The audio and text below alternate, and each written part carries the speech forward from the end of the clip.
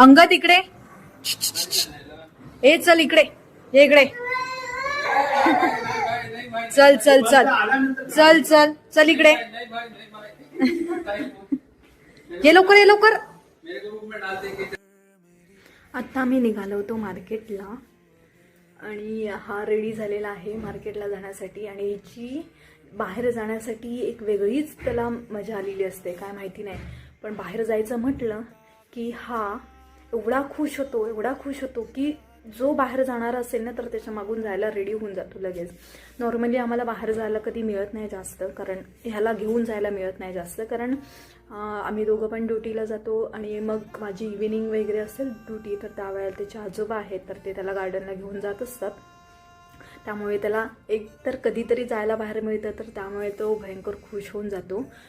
बघायची मजा कशी असते तर ती लुटू लुटू लुटू लुटू धावतोय. गाडी चालू करतोय तर हा गाडीच्या आवाजाने घाबरतोय थोडासा, पण ठीक आहे. पण त्याला गाडीवरतूनच जायचं असतं. हा बघा कसा बसलाय गाडीवरती जायला. गाडीवरती बसायला घेतलं ना की बरोबर आपला पाय आहे तर ते दोन्ही साईडला दोन करणार आणि बसणार.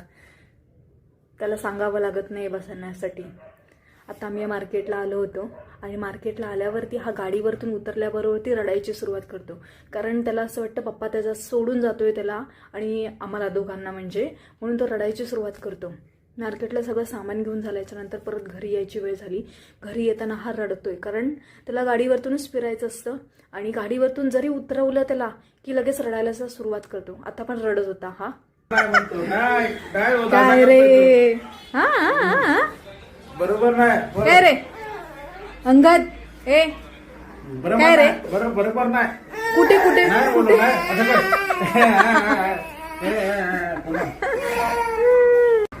राहायचं काय. ए कोण रडतं, ए रडतं कोण रे अंगद, कोण रडतं.